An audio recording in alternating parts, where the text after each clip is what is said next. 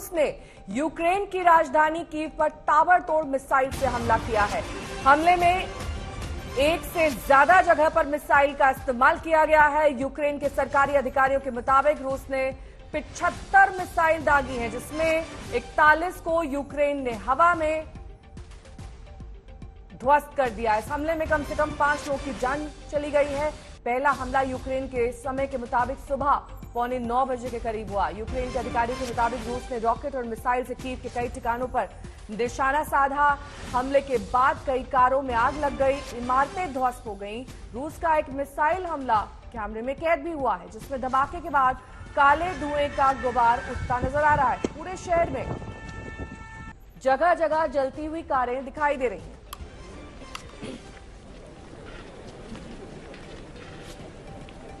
ध्वस्त इमारतें आप देख सकते हैं तस्वीरों में। जगह जगह सड़क पर भी गड्ढे हो गए हैं। हमला इतना ज्यादा तीव्र गति से मिसाइल से किया गया कि लोगों को संभलने तक का वक्त नहीं मिला।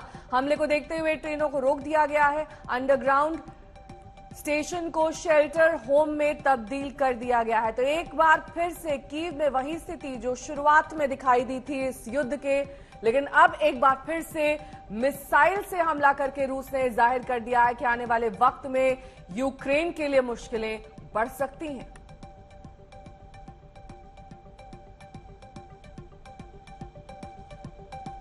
राजधानी कीव में मिसाइल से हमला किया गया। इसके साथ ही आपको बता दें कि रूस का ये मिसाइली हमला, इसमें 8 लोगों के मारे जाने की खबर आ रही है। 75 मिसाइलें लगभग अलग अलग क्षेत्रों में दागी गई हैं, जिससे किस तरीके का नुकसान है ये तस्वीरों में साफ तौर पर देखा जा सकता है।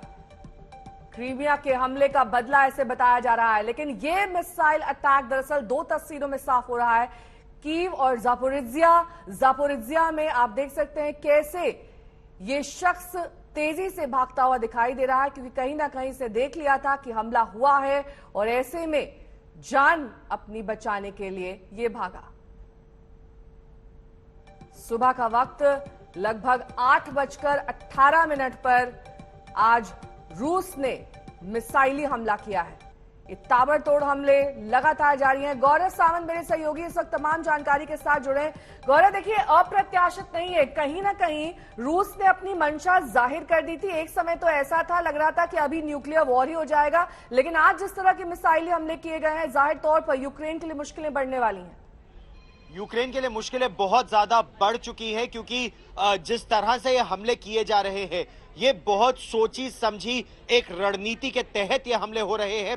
और खासतौर पर यूक्रेन में जो बिजली का उत्पादन जहां होता है, ऊर्जा के जो केंद्र हैं, उनको निशाना बनाया जा रहा है, इंफ्रास्ट्रक्चर को निशाना बनाया जा रहा है, और साथ ही साथ जो उनके सरकारी बिल्डिंग, दफ्तर, राष्ट्रपति ज़ेलेंस्की जहां पर बैठते हैं, उसके पास का जो पूरा गवर्नमेंट कॉम्प्लेक्स है, उसे निशाना बनाया गया है। और ये निशाना किसी एक शहर पे नहीं, बल्कि 6 अलग अलग शहरों में, ज़ेपोरिज्जिया से लेकर खार्किव और बूचा से लेकर राजधानी कीव पर निशाना बनाया है।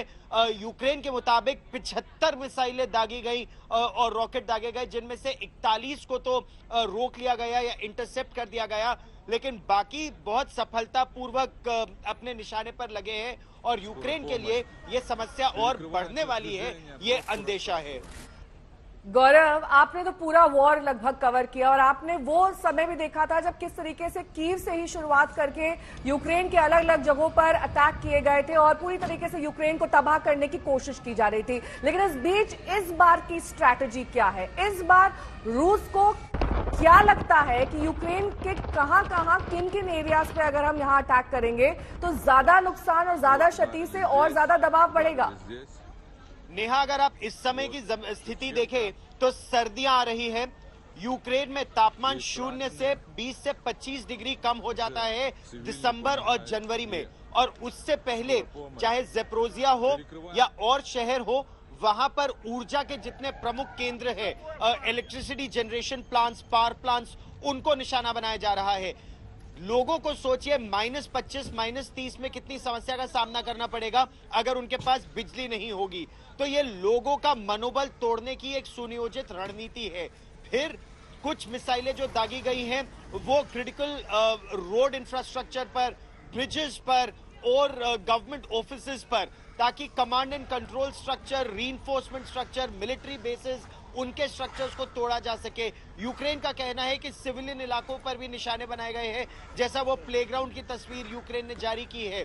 75 रॉकेट जब दागे जाते हैं और वो भी एक ही दिन में, तो ये दिखाता है कि रूस ने अब निर्णय कर लिया है। और अभी जैसे एक रूस में मीटिंग भी हो रही है रूस की सुरक्षा परिषद की, जिसको रूस के राष्ट्रपति व्लादिमीर पुतिन एड्रेस कर रहे हैं।